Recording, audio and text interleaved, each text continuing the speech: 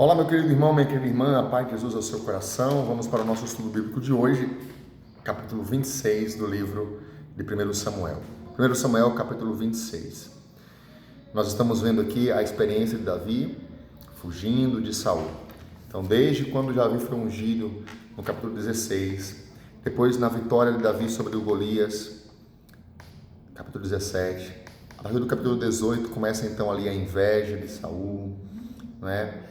Os ciúmes, e aí ele começa a querer matar Davi. Então, desde o capítulo 18, 19, 20, 21, 22, 23, 24, 25, nós estamos aqui ainda no capítulo 26 e Saul segue perseguindo Davi, né?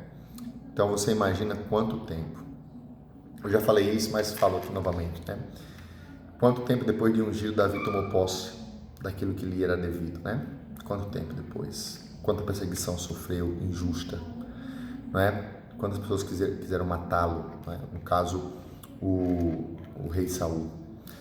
Vamos ver isso. E para a gente entender essa realidade que muitas vezes a promessa de Deus vem sobre nós, a profecia, mas demora um certo tempo para que ela se cumpra, né?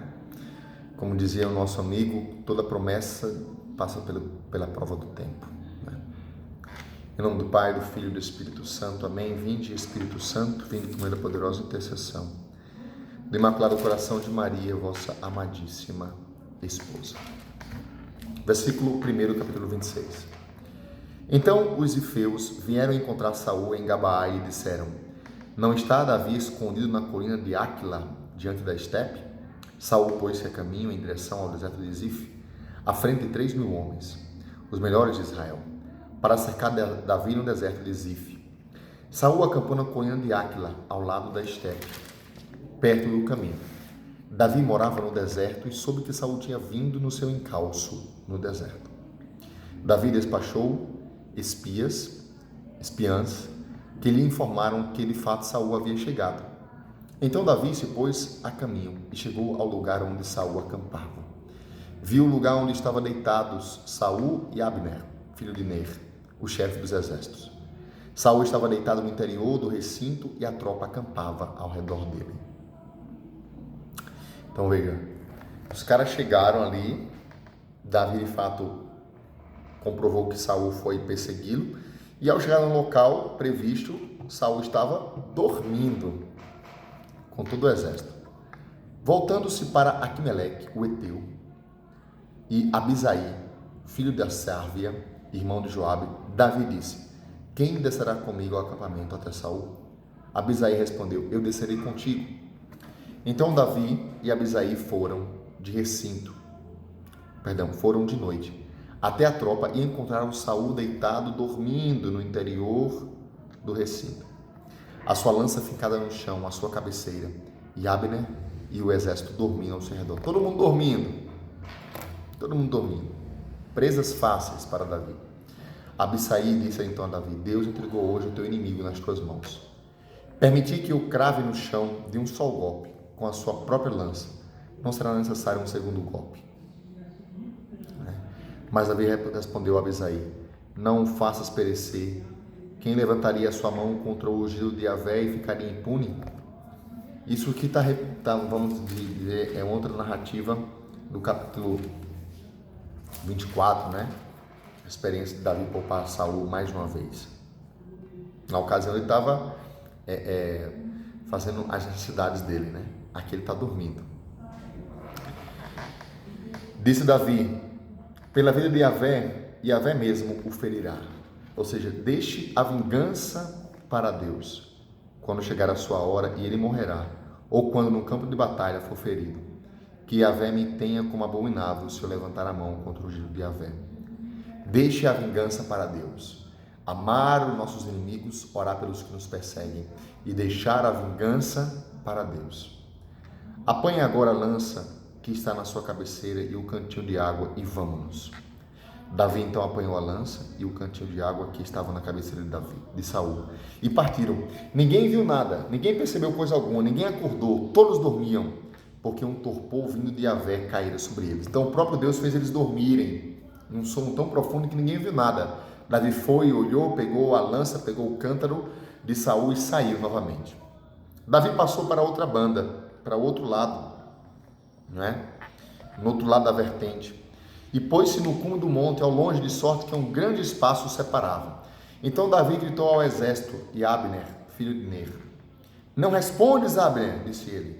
E Abner respondeu: Quem és tu que gritas para o rei? Davi disse a Abner: Acaso não és homem?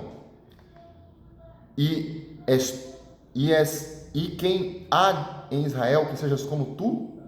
Então por que não guardaste o rei, teu senhor? Pois alguém do povo quis tirar a vida do rei, teu senhor. Não está certo o que fizeste.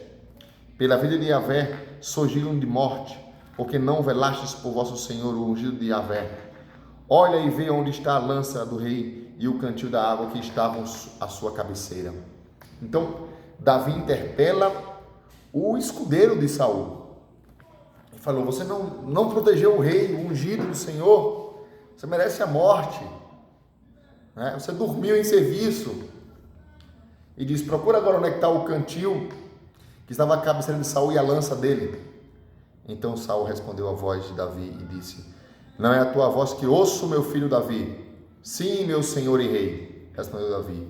E acrescentou: Porque o meu senhor persegue o seu servo? Que fiz eu? Que mal há em mim? Rogo-te, meu senhor, que ouças as palavras do teu servo. Se é Yahvé que te impele contra mim, a oferenda do altar o apaziguará. Se os homens sejam malditos perante Yahvé, porque eles me caçaram hoje a ponto de me excluir da herança de Yahvé, dizendo: vai, serve a outros deuses.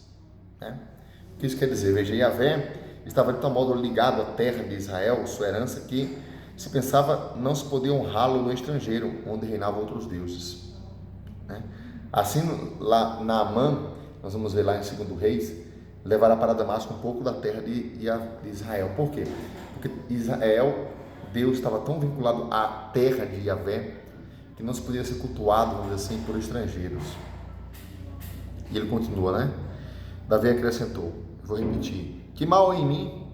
Rogo-te, Senhor meu rei, que ouças as palavras do teu servo. Se é Yahvé que te impele contra mim, ou seja, se é Deus que está mandando você me matar, a oferenda do altar o apaziguará. Então vamos oferecer algo para apaziguar a raiva de Deus. Se os homens sejam malditos perante Yahvé, porque eles me caçaram hoje a ponto de me excluir da herança de Yahvé, dizendo: vai e serve a outros deuses. Não se derrame agora o meu sangue na terra, longe da presença de Yahvé. Pois o rei de Israel saiu em campanha para procurar uma simples pulga, como se estivesse caçando um perdiz pelos montes. E ele diz: Saul disse: pequei. Voltai, Davi, meu filho, nenhum mal te farei. Mais uma vez Saul disse: de agora em diante, pois tivesses hoje a minha vida em tal alto apreço. Sim, tenho agido insensatamente e me enganei muitíssimo. Respondeu Davi: aqui está a lança do rei, venha um dos moços buscá-la.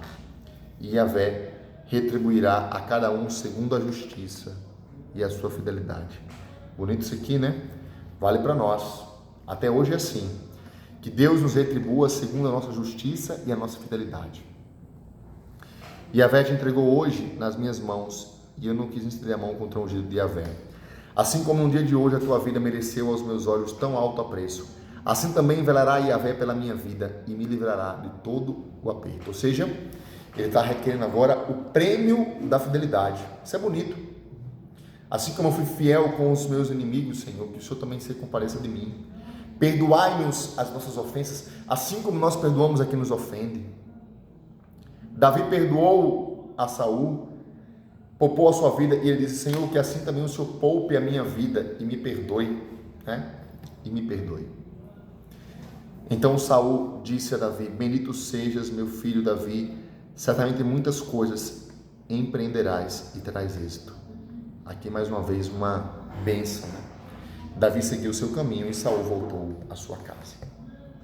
Uma vez mais, deixar a vingança para Deus, confiar em Deus, Confiar em Deus, perdoar os que nos ofendem, amar os inimigos, fazer o bem aos que nos fazem mal, pagar o mal com o bem, orar pelos que nos perseguem. É essa experiência que Deus quer.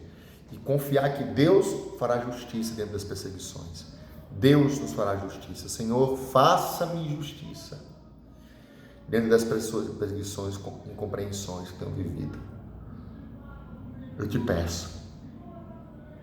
E Yahvé retribuirá a cada um segundo a sua justiça e a sua fidelidade. O que é que Deus falou com você? Deixa aqui nos comentários. Como nós temos um tempinho, e o próximo versículo é bem pequeno, o próximo capítulo, vamos aqui para o capítulo 27 já. Versículo 1. Disse Davi no seu coração: algum dia perecerei pelas mãos de Saul, e o melhor que devo fazer é salvar-me na terra dos filisteus. Saul desistirá de me perseguir em todo o território de Israel, e assim escaparei das suas mãos. Então, veja, era um meio seguro de escapar de Saul, ir para a terra dos filisteus, né? Então Davi se levantou e se pôs a caminho com seus 600 homens, e foi ter com Aques, filho de Maac, rei de Gade. E Davi habitou junto a Aques em Gade, ele e os seus homens, cada qual com a sua família. Davi com as suas 2 mulheres, Aquinoã de Jezrael e Abigail, que fora mulher de Nabal de Carmel. Saul foi informado que Davi se refugiara em Gade e cessou de persegui-lo. Então, aqui é algo muito concreto, né? Lembrando que Davi tinha acabado com a filha de Saul, mas como ele estava fugindo, a filha de Saul passou tanto tempo que Saul deu a filha dele para outro homem. Davi casou com 2 mulheres, Jezrael e Abigail, que fora mulher de Nabal de Carmel, que a gente viu no texto, no capítulo anterior, nos 2 capítulos anteriores, né? Então Davi foi se proteger lá na fronteira do inimigo, né? Ali, porque ele estava sendo perseguido. O que Deus fala com você com relação a isso, né? Eu deixo aqui. Será que muitas vezes nós temos que ir para outros ambientes para fugir das perseguições internas, né? Da nossa comunidade? Não sei. É muito amplo aqui, daria para a gente meditar e fazer pregações, mas é um deserto para você. Davi se refugia-se no território inimigo, porque ele está sendo perseguido dentro da sua própria casa, da sua nação. Versículo 5. Davi disse a Aques: rogo-te que, se encontrei graça aos teus olhos, seja-me concedido um lugar numa das suas cidades do campo, onde possa morar. Por que continuaria o teu servo morando contigo na cidade real? No mesmo dia, Aques lhe deu Ciceleg. É por isso que Ciceleg pertence aos reis de Judá até os dias de hoje. O tempo em que Davi permaneceu no território dos filisteus foi de 1 ano e 4 meses. Davi e seus homens faziam incursões contra os Gesuritas e os Gessitas e os Amalecitas, tribos que habitavam na região que vai além de Telém, e na direção do sul até a terra do Egito. Davi devastava a terra, não deixava com vida nem homem nem mulher, arrebatava as ovelhas e vacas, jumentos, camelos e roupas, então retomava tudo a Aques. Ou seja, ele começou a vencer as guerras contra os inimigos do seu inimigo, e por isso ele encontrou hospedagem, né? Ele era um vassalo de Aques, vamos dizer assim. Quando Aques perguntava onde foi a incursão hoje, Davi respondia que tinha sido contra o Negueb de Judá, ou o Negueb de Jerameel, ou o Negueb dos Quinitas. Davi não deixava com vida nem homem nem mulher que trouxesse a Gade, para que ninguém ficasse para acusá-lo, dizendo: aí está o que fez Davi. Assim fez o comportamento dele todo o tempo em que esteve no território dos filisteus. Aquis confiava em Davi e dizia: ele se tornou odioso a todo Israel, seu próprio povo, e por isso continuará para sempre meu servo. Então aqui Davi se curva ao seu inimigo, né? E ele vai fazendo incursões militares e vencendo, porque ele tinha unção, ele estava ali vencendo. Então, veja, ele começou a se tornar odioso pelo seu próprio povo. Será que Davi cansou de ser perseguido e se dobrou ao sistema, ao inimigo do seu inimigo? Pode ser que sim. Será que isso foi bom ou foi ruim? Vamos ver se os próximos capítulos vai falar algo desse tipo. Mas ficou um incógnito no nosso coração. Se curvou dentro do sistema ou se refugiou por um período de tempo? Foi necessário, não foi? O que você acha? Compartilhe aqui comigo nos comentários, compartilhe esse vídeo e até amanhã.